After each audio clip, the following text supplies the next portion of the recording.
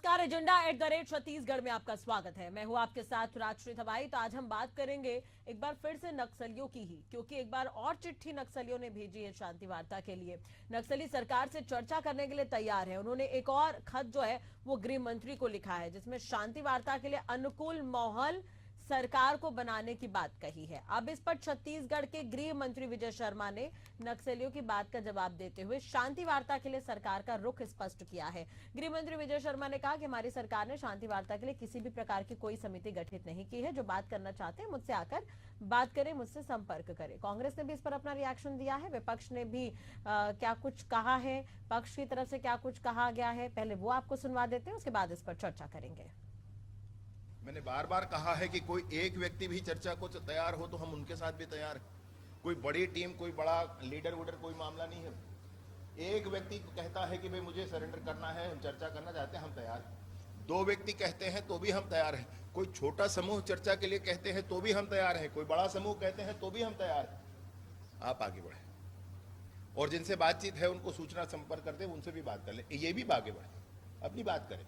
बात करके आप मुख्य धारा में आए। ये बंदूक छोड़ें, क्योंकि फिर आप बंदूक का जवाब चर्चा से नहीं होता है, फिर बंदूक से ही होता है। इसलिए विनम्रता है इस विषय पर और बहुत स्पष्टता के साथ इसकी ऑथेंटिसिटी भी पता की मैंने थोड़ी, तो ये ठीक है, पत्र ठीक है, उचित जगह से ही आया हुआ है। गृह मंत्री के पास तो अमित शाह के आने से पहले भी पत्र आया था।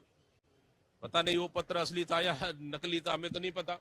गृह मंत्री बोलते हैं कि उस जब गृह मंत्री के केंद्रीय गृह मंत्री के आने से पहले जो पत्र आया था उसमें राज्य के गृह मंत्री कहते हैं कि हम तैयार हैं चर्चा के लिए। और मेरे ख्याल से कल या परसों मुख्यमंत्री का जवाब भी आया कि इस तरह का कोई वार्ता के लिए बात ही नहीं हुई है। फिर राज्य के गृह मंत्री और मुख्यमंत्री दोनों में ही विरोधाभासी है, दोनों के बयानों में। फिर आखिर सही कौन बोल रहा है? गृह मंत्री विजय शर्मा जी सही बोल रहे हैं या फिर मुख्यमंत्री जी सही बोल रहे हैं? तो दोनों को इसमें स्पष्ट करना चाहिए। चलिए, हमारे साथ खास मेहमान जुड़ गए। इसी पर गोपाल सामंतु बीजेपी प्रवक्ता हमारे साथ जुड़े हुए हैं। इसके अलावा अनिल सिंह जी हमारे साथ जुड़े हैं, कांग्रेस प्रवक्ता, और प्रशांत गज भी ब्यूरो चीफ हमारे साथ जुड़े हुए हैं बस्तर से। सबसे पहले आप सभी का बहुत बहुत स्वागत है एशियन न्यूज पर। प्रशांत जी, मैं सबसे पहले आपके पास ही आना चाहूंगी। एक तरह से देखिए, नक्सलियों की पहली चिट्ठी नहीं है, इससे पहले भी वो इस तरह की चिट्ठी लिख चुके हैं। सबसे पहले तो मैं इस खत को लेकर ही आपसे समझना चाहूंगी, क्या ये नक्सलियों के द्वारा ही लिखा गया है? ये बिल्कुल साफ है क्या? दूसरी तरफ नक्सली चाहते क्या है? देखिए, नक्सलियों की तरफ से ही आया है और नक्सलियों का स्पष्ट रूप से यह है कि जो पुलिस पर जो लगातार जो ऑपरेशन चला रही है और अंदरूनी इलाकों में जो नरसंहार कर रही है, नक्सलियों का कहना है उसे रोका जाए। और उसको रोकने के बाद जो है वार्ता के लिए तैयार है नक्सली, और सीधे तौर पे जो है वार्ता करेंगे, ताकि जो है जो अंदरूनी इलाकों में जिस तरीके से माहौल बना हुआ है उसे जो है रोक सके। तो ये पत्र नक्सलियों की तरफ से है, इसमें तो कोई दो राय नहीं है। और नक्सली अभी फिलहाल शांति वार्ता चाहते हैं। अब इसको दोनों तरफ से हम देख सकते हैं कि एक तरफ जिस तरीके से बात हो रही है कि नक्सली अभी बैकफुट पर है, नक्सल जिस तरीके से एनकाउंटर से मारे जा रहे हैं, आत्मसमर्पण कर रहे हैं, नक्सलियों की गिरफ्तारी हो रही है, तो नक्सल संगठन जो है वो बैकफुट पर है और कहीं न कहीं बिखराव की स्थिति में है। तो ऐसी स्थिति में अब जो है नक्सली चाहते हैं कि शांति वार्ता हो जाए।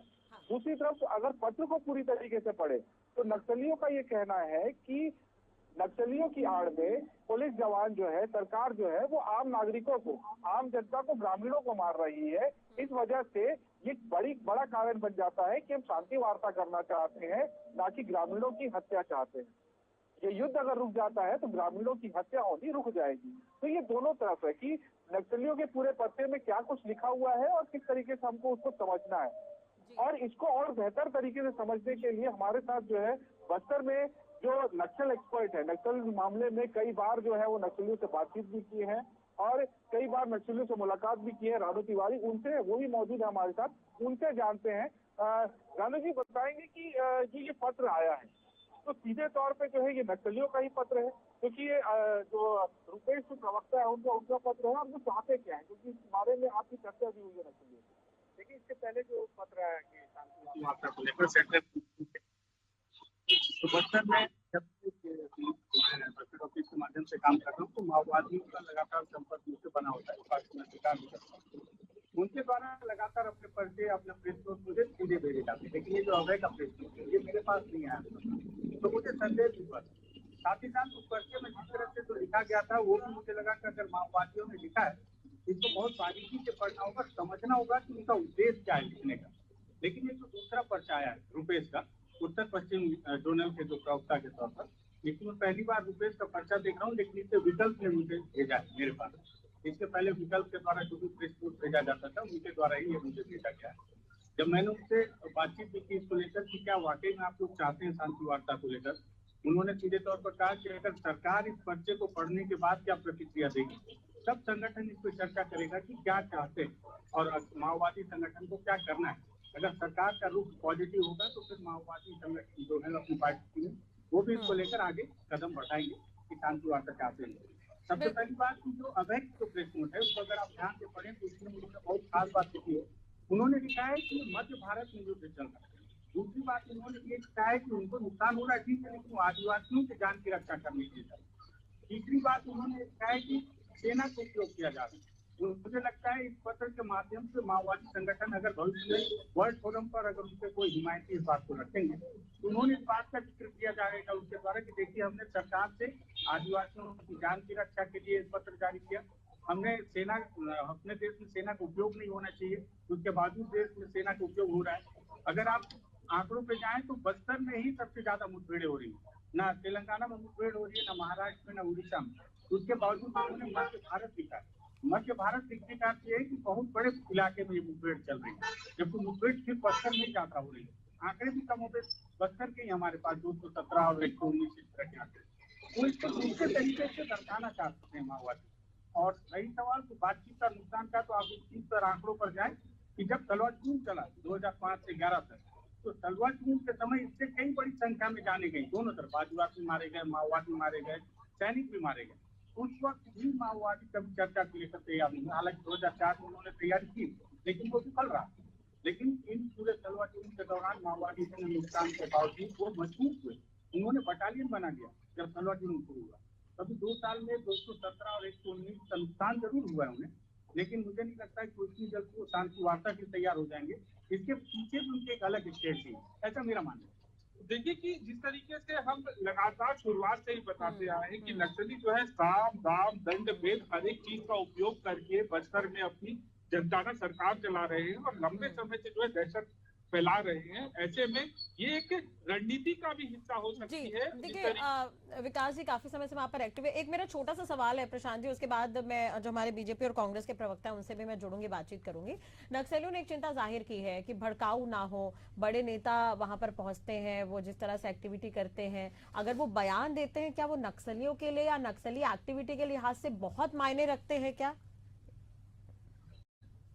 देखिए ग्रामीणों के बीच में जिस तरीके से बयानबाजी होती है बड़े नेताओं की, तो कहीं ना कहीं उसका असर ग्रामीणों को जरूर होता है। और इसका सीधा उदाहरण मैं जो है रानी तिवारी जी से ही जानना चाहूंगा, क्योंकि अंदरूनी इलाकों में जब वो पहुंचते हैं तो ग्रामीणों से लगातार वो बात करते हैं। तो जब ग्रामीणों से आप बात करते हैं तो जो बड़े नेता यहाँ पहुंचते हैं उनके भाषण जब वो लोग सुनते हैं, वो जो भड़काऊ भाषण देते हैं उसका सीधा असर क्या पड़ता है? लेकिन ग्रामीणों के ऊपर हर किसी का असर होता है। सबसे खास बात बताऊं, बस्तर के अगर ग्रामीणों की बातचीत हो रही है तो बस्तर के ग्रामीणों का तो हर किसी ने दुरुपयोग किया, चाहे माओवादी हो या राजनीतिक दल। आप इससे पहले किसी भी ग्रामीण से बातचीत कर ली, माओवादियों की मीटिंग में भी जाएंगे तो उन्हें पता नहीं होता कि किस विषय में माओवादियों ने बुलाया, आप उनको पता नहीं मीटिंग में क्या हुआ नहीं पता। मुख्यमंत्री की सभा में जाएंगे, उन्हें ट्रकों में भर कर लाया जाता है, क्यों लाया गया नहीं पता, मीटिंग में जाए। तो जो बड़े जो नेता हैं इनके जो भाषण होते हैं उससे जमीन पर कोई फर्क नहीं पड़ता, जमीन पर जमीन की ताकत का फर्क पड़ता है। जैसे पहले माओवादी जमीन को मजबूत थे तो ग्रामीण उनकी तरफ से थे, अब सरकार मजबूत हो रही है सरकार की तरफ। भाषणों का बहुत ज्यादा मुझे तो नहीं नजर आता कि ग्रामीणों में इसका प्रभाव पड़ता है। उन्हें सीधा प्रभाव पड़ता है कि आप कर क्या रहे हैं। अगर आप उनके इलाके में स्कूल और अस्पताल खोल रहे हैं तो सरकार काम कर रही है, नहीं खोल रहे हैं और दिन भर माओवादी भूल रहे हैं, जनता में कर जा रहे हैं उनसे। ठीक है प्रशांत जी बने रहेगा हमारे साथ, और भी मेहमान जुड़े उनसे बातचीत कर लेते हैं। अनिल जी हमारे साथ जुड़े हैं, गोपाल जी हमारे साथ जुड़े हुए हैं। अनिल जी एक तरह से देखिए अब ये कार्रवाई हो रही, दूसरी चिट्ठी आई है, अब कांग्रेस का क्या स्टैंड है? कांग्रेस अब तारीफ कर रही है सरकार की योजनाओं की, ऐसा गृह मंत्री भी कहते हुए नजर आए थे। देखिए राष्ट्रीय जी और एशियन न्यूज के विद्वानों को साथ ही पैनलिस्ट को कांग्रेस की नीति स्पष्ट है कि साहब राजनीति में लोकतंत्र के मूल्यों का, लोकतंत्र का विश्वास और आस्था जिस तरह से हमें वनांचल में बढ़ानी है उस पर फोकस होना चाहिए। ठीक है। निश्चित रूप से कार्रवाई होनी चाहिए, दुर्दांत नक्सलियों पर प्रहार होना चाहिए, लेकिन एक भी निरीह आदिवासी या वनांचल का सामान्य नागरिक नहीं मारा जाना चाहिए। हमारा सिर्फ ये कहना है कि सरकार सुनिश्चित करे कि निश्चित रूप से एक भी निर्दोष नहीं मारा जा रहा है। ऐसी ही कार्रवाइयों के लिए सुरक्षा बलों पर दबाव डालें। सुरक्षा बलों पर किसी प्रकार का राजनीतिक दबाव नहीं होना चाहिए। दूसरी बात देखिए राष्ट्रीय जी, मेरा सिर्फ ये कहना है 2005 से 2018 में, 2003 से भी नहीं कह रहा हूं आपको, 2003 3 ब्लॉकों में था नक्सलवाद। 2005 से 18 तक छत्तीसगढ़ ने जो नक्सलवाद का दंश झेला, सबसे ज्यादा हमारे सुरक्षा बलों की शहादत हुई। मतलब आप अगर उसको तुलना करें आंकड़ों में तो 8 गुना 10 गुना निकलेगा बाकी समय की अपेक्षा। तो ये जो दौर था रमन सिंह सरकार में, क्यों नक्सलियों को बढ़ने दिया गया, क्यों लगातार फिर नेताओं की हत्या भी हुई, हमारे कांग्रेस की अग्रिम पंक्ति समाप्त हुई। अब कौन सी ऐसी बात है, किस तरह से ऐसा है कि सुरक्षा बलों पे दबाव डालने की बात आ रही है। लगातार कई बार ऐसी स्थिति आती है कि जांच की मांग ग्रामीण करते हैं कि कुछ ग्रामीण भी मारे गए हैं। हमारा सिर्फ ये कहना है कि आप जांच करा दीजिए, दूध का दूध पानी का पानी हो जाए, ठीक है। जिससे विश्वास तो बना रहे। गोपाल जी, अभी कुछ दिन पहले जब बातचीत हुई थी, कांग्रेस के प्रवक्ता ये कहते हुए नजर आ रहे थे कि जो कांग्रेस के वरिष्ठ है वो भी, कि यहाँ पर अमित शाह आते हैं तो वो राजनीति करते हैं नक्सलियों के नाम पर। देखिए, मुझे बड़ी हंसी आती है ये सब बातें कांग्रेसियों की सुनकर। 5 साल इनकी सरकार रही, इनका गृह मंत्री ताम्रध्वज साहू जी ने कांकेर के ऊपर कभी जाने का जहमत नहीं उठाया। पूरा 5 साल के कार्यकाल में एक गृह मंत्री बस्तर के क्षेत्र में ही नहीं जाता है, और उस जगह पे देश का गृह मंत्री आके बस्तर में कैंप कर रहा है। प्रदेश का गृह मंत्री महीनों तक कैंप कर रहे हैं, दिनों हफ्तों हफ्ते बस्तर में बिता रहे हैं, बस्तर के बीच में विकास को पहुंचाने का काम कर रहे हैं, चाहे वो खेल के माध्यम से हो, चाहे नियत नार के माध्यम से हो, चाहे ये दूसरे योजनाओं के माध्यम से। उस पे भी कटाक्ष करना ये अच्छी बात नहीं है। विकास के कामों को अगर आगे बढ़ाया जा रहा है, चाहे किसी की भी सरकार हो, उस पे कटाक्ष करना ठीक बात नहीं है। और कंपैरिजन किस चीज का होता है? अंग्रेजी में कहावत होता है, oranges can't be compared with apples. तो वैसा ही है, एक गृह मंत्री गया ही नहीं 5 साल और एक गृह मंत्री हर हफ्ते बस्तर में जाके कैंप कर रहा है, तो किस चीज का कंपैरिजन हो रहा है और किस चीज की बातें हो रही है? और आज का मुद्दा जो नहीं, अभी अनिल जी कह रहे थे, अगर अनिल जी की बात आप सुने हो, शांति वार्ता को लेकर ही उन्होंने कहा कि जो बात करना चाहते हैं मुझसे मिले, ये विजय शर्मा की तरफ से ये कहा गया है। तो उस पर ये कि अगर कुछ ग्रामीणों की अगर मौत हो जा रही है तो उस पर जांच हो जानी चाहिए। मैं उसी पे आ रहा हूँ। आज के दिवस में अगर रायपुर के हॉस्पिटलों को आप खंगालेंगे, 28 लोग भर्ती है नक्सल एक्टिविटी में, घायल लोग। किसी का पैर उड़ गया है, किसी का हाथ उड़ गया है, किसी को गहरी चोट आई है, कि नक्सल गतिविधियों के कारण आईडी ब्लास्ट में 28 लोग भर्ती है आज के दिनांक में। तो क्या ये भोले भाले आदिवासी नहीं है? क्या ये भोले भाले नागरिक नहीं है जो नक्सल गतिविधियों में जिन्हें चोट लग रहा है, जिनके हाथ पे हमेशा के लिए अपंग हो जा रहे हैं? और इस छत्तीसगढ़ ने देखा है कि ऐसे लोगों ने दिल्ली में जाकर राष्ट्रपति जी से मुलाकात की है और राष्ट्रपति के सामने अपने दुख दर्द को बयान किया है। तो अब चूंकि नक्सलियों के ऊपर कड़ा प्रहार हो रहा है और कड़े प्रहार में यह हालत है कि नक्सलियों के पैर उखड़ रहे हैं। आज 1 साल 1.25 साल के भीतर 850 नक्सली सरेंडर कर चुके हैं, 493 नक्सली जेल पहुंच चुके हैं और 250 से ज्यादा मारे जा चुके हैं।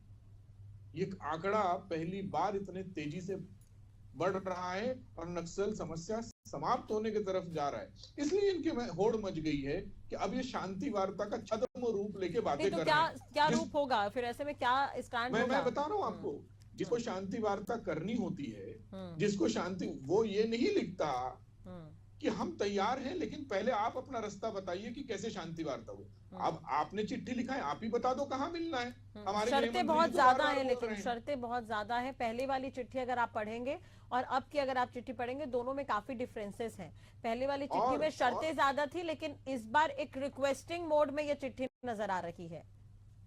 सरकार जितनी मजबूत होगी, नक्सल उतने कमजोर होंगे, उनकी चिट्ठियों की शर्तें भी उतनी कम होंगी। बशर्ते पहली बार हमारे गृह मंत्री अनिल जी, जी ताम्रध्वज वाला सवाल जो उठाया उनका उसका जवाब दे दीजिए सर। देखिए 5 साल जब हमारी सरकार थी, अमित शाह जी देश के गृह मंत्री थे, तब कोई डेडलाइन नहीं आई। और सबसे बड़ी बात यह है राजश्री जी, 2005 से 18 जो मैंने बात की, अब आप उसकी 18 से 23 में तुलना कर लीजिए। 5 से 18 जो है 13 वर्षों का शासन है और हमारा 5 वर्ष है। कितने सुरक्षा बल के जवान मारे गए और कितने नक्सलियों को हमने घुस घुस के मारा 5 साल में, आपको स्पष्ट दिख जाएगा। सिर्फ इस आंकड़े पर श्वेत पत्र भाजपा सरकार जारी करेगी।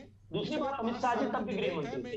तीसरी बात और उठाऊंगा जो गोपाल सामंत जी ने कही है, उन्होंने घायलों सुन लीजिए, दूसरों को भी सुन लीजिए, 28 घायलों की उन्होंने बात की कि नक्सली घटना में 28 लोग घायल हुए हैं, उनको भी देखना है।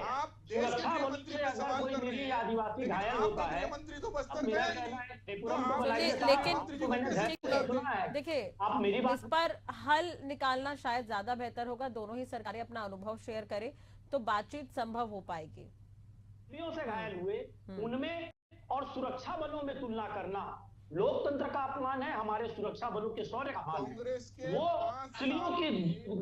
नक्सलियों की हरकत थी, उसका हमारी सुरक्षा बलों के कार्रवाई से तुलना नहीं की जा सकती।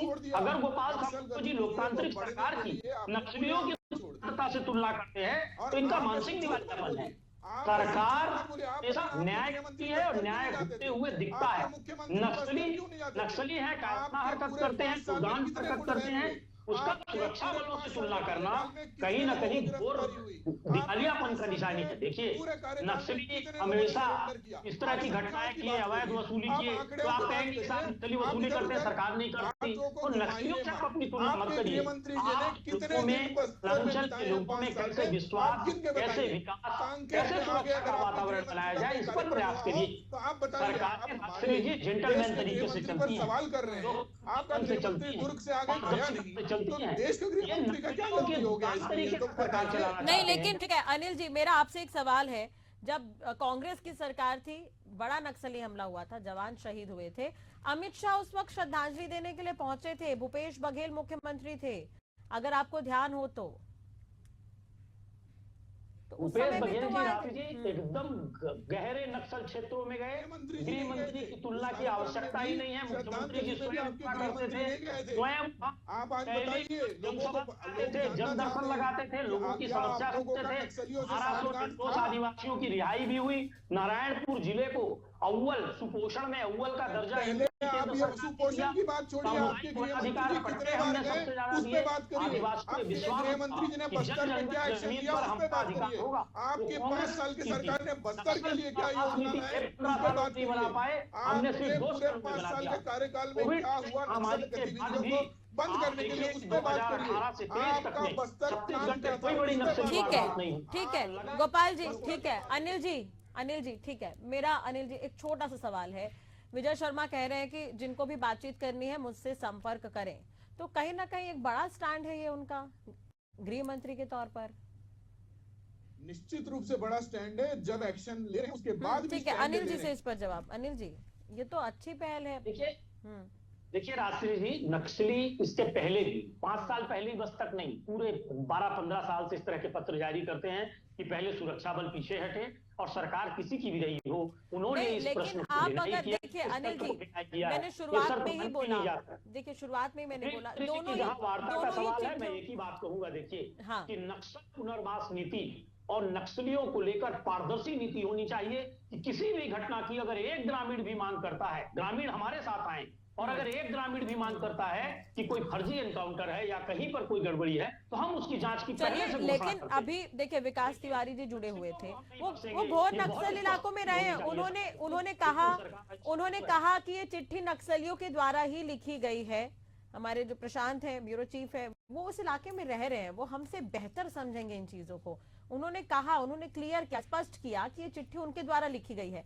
लेकिन आप दोनों ही चिट्ठियों को जब पढ़ेंगे तो दोनों में फर्क है। जो दूसरी चिट्ठी है वहां पर कहीं ना कहीं बैकफुट पर नक्सली आ रहे हैं, वो रिक्वेस्ट कर रहे हैं कि ग्रामीण जो मर रहे हैं वो ना, कई धड़े और गुट हैं, कई धड़े और गुट हैं और सब अलग अलग ढंग से चिट्ठियां लिखते हैं, अलग अलग ढंग से अपने प्रस्ताव भेजते हैं। जैसा कि गृह मंत्री जी ने स्वयं कहा, इतने गुटों में नक्सली बटे हैं, लेकिन 2 आदमी भी आएंगे तो हम उनसे वार्ता करने को तैयार हैं। बहुत चाहे सही वो है, गुट हो ये चाहे कुछ गलत भी हो, नहीं कम नक्सली है। हमला तो कर रहे हैं लेकिन नुकसान तो पहुंचा रहे हैं, चाहे वो हमारे जवान हैं चाहे वो ग्रामीण ही क्यों ना हो। कठोर प्रहार होना चाहिए उन पर, कठोर से कठोर प्रहार होना चाहिए, लेकिन एक हाथ से प्रहार हो, नक्सलियों का विनाश हो, तो दूसरे हाथ से निर्दोष आदिवासियों की, निरीह आदिवासियों की रक्षा हो, उनके विकास का संकल्प हो। एक भी आदिवासी अगर शिकायत करता है, वनांचल का आदमी शिकायत करता है कि हमारे साथ अन्याय हुआ है, गृह तो मंत्री सरकार ने तो उसका पूरा विंडो ही ओपन कर दिया, उन्होंने तो पूरा विंडो ही ओपन कर दिया है कि आप आइए मुझसे बात करिए, चाहे ग्रामीण हो चाहे नक्सली हो। रात्रि जी, ये हर गृह मंत्री करता है और बहुत स्वागत योग्य बात है, वो ठीक कह रहे हैं। गोपाल जी, लोकतंत्र की मुख्य धारा में आना चाहता है, वो आए बात करे, ये तो पहले भी गृह मंत्रियों ने कहा है, ये कोई नई बात नहीं। गोपाल जी, देखिए, कांग्रेस की तरफ से इस बात का स्वागत हुआ, इस बात का सही में अच्छी बात है, ये राजनीतिक अच्छी पहल है। अनिल जी को साधुवाद, अनिल जी को धन्यवाद कि उन्होंने इस बात का स्वागत किया। लेकिन मेरा प्रश्न ये है, आज दीपक बैज जी ने जो कहा कि कौन सा पत्र सही है और कौन सा पत्र गलत है, मुझे नहीं मालूम। क्या नक्सल गतिविधियां इतनी सिंसियर और इतनी महत्वपूर्ण चीजों पे इतना हल्का बयान देना जरूरी है? और वो दीपक बैज जी बता रहे कि उनको पत्र का गंभीरता नहीं पता है, जिस दीपक बैज जी के साथ हिडमे का फोटो वायरल होता है, जिसके साथ वो धरना प्रदर्शन देते हैं, और उसके बाद भी उनको पता नहीं कौन सा पत्र सही है और कौन सा गलत है। दूसरी बात, आज बार बार अनिल जी बोल रहे हैं कि 15 साल आदरणीय डॉक्टर रमन सिंह जी के सरकार के समय सबसे ज्यादा लोग मारे गए। देखिए, जब मुठभेड़ होता है तो दोनों तरफ मारे जाते हैं। आपको यह भी मानना पड़ेगा कि बहुतेरे नक्सली भी मारे गए, और आपके 5 साल में मुठभेड़ का कोई कार्यक्रम इसलिए नहीं हो पाया क्योंकि आपके मुख्यमंत्री निवास में ही नक्सलियों का गढ़ था। नक्सलियों के गढ़ से ही आपके मुख्यमंत्री निवास चलता था। आप लोगों ने कोई एक्शन इसलिए नहीं लिया क्योंकि आप लोगों को, और आप बार बार किस चीज की दुहाई देते हैं कि कांग्रेस के लेकिन देखिए, दूसरी चिट्ठी पर आप दोनों से मेरा निवेदन है, जरूर पढ़िएगा। वो निवेदन कर रहे हैं नक्सली, तो अगर वो नक्सली बैकफुट पर आ रहे हैं तो बीजेपी कांग्रेस नहीं, इसमें बस्तर की जनता की भलाई है, पूरे छत्तीसगढ़ की भलाई है और पूरे देश की भलाई है कहीं ना कहीं, क्योंकि गंभीर मुद्दा है ये।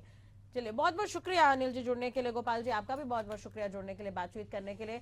तो एक तरह से देखा जाए तो नक्सलियों की दूसरी चिट्ठी, इससे पहले भी एक चिट्ठी नक्सली भेज चुके हैं, कहीं ना कहीं इसमें बहुत सारी ऐसी बातें लिखी गई हैं जिनसे नक्सली एक रिक्वेस्टिंग मोड में नजर आ रहे हैं। सरकार का रुख बिल्कुल क्लियर है। गृह मंत्री विजय शर्मा जिन्होंने साफ तौर पर कह दिया है कि मेरा जो है बातचीत को लेकर मेरा विचार यही है कि जिससे कोई समस्या है, जो लोग बातचीत करना चाहते हैं मुझसे संपर्क करें। अब राजनीति तो खैर एक तरफ है, लेकिन दूसरी तरफ नक्सली जो है इस पर क्या अब आगे स्टैंड लेते हैं, देखने वाली बात होगी। फिलहाल आज की चर्चा में इतना ही। खबरों के लिए आप देखते रहिए एशियन न्यूज। नमस्कार।